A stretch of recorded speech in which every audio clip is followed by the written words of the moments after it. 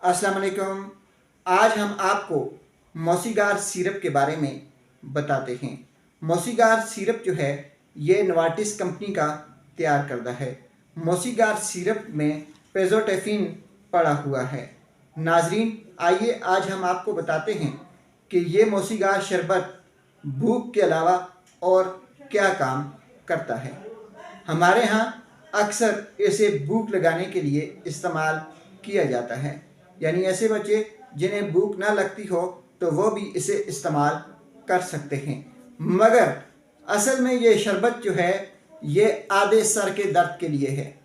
ऐसे मरीज़, ऐसे मर्द, ऐसी औरतें जिन्हें अक्सर आधे सर में दर्द हो जाता है, क्लस्टर पेन होता है, जिन्हें निमसरी होती है, यानी आधे सर का दर्द इंसान के होश उड़ा के रख देता है।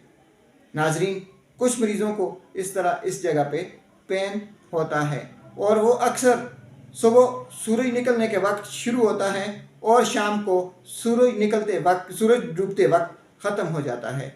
उसे क्लस्टर पेन, आधे सर का दर्द, दर्द शकीका या नीम सरी भी कहा जाता है। ऐसे मरीज़ इंतहाई तकलीफ़ में होते हैं। अगर वो मौसीगार शरबत का इस्तेमाल करें तो उन्हें आधे सर का दर्द नहीं होगा, उन्हें दर्द शकीका नहीं होगा। नाजरीन, इसको लेने का तरीक़ेकार ये है कि 1 चम्मच सुबह, 1 चम्मच शाम खाने के बाद इस्तेमाल करें। 7 दिन तक रेगुलरली इसे इस्तेमाल करते रहना चाहिए। अगर आप इसे भूख लगने के लिए इस्तेमाल कर रहे हैं तो फिर आपने इसे 1 चम्मच सुबह, 1 चम्मच शाम खाने से पहले इस्तेमाल करना है। ऐसे नौजवान लड़के और लड़कियां, खुसूसी तौर पे लड़कियों में सर का दर्द दिन को 10 बजे शुरू हो जाता है, उनके लिए मौसीगार सिरप जो है ये बेहतरीन इलाज साबित हो सकता है। दर्द शकीका और आधे सर के दर्द के लिए एक बेहतरीन और ज़बरदस्त दवा है।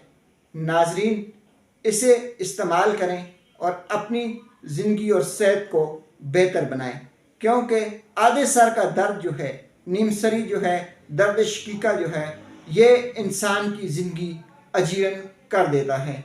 आप इस मुश्किल से बचने के लिए मौसीगार सिरप का इस्तेमाल शुरू कर दें।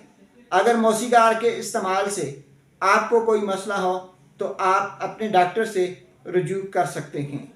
मौसीगार शरबत इस्तेमाल करने के बाद हल्की सी गूंदगी आ सकती है। ऐसी सूरत में मौसीगार के इस्तेमाल के बाद आराम करें। शुक्रिया।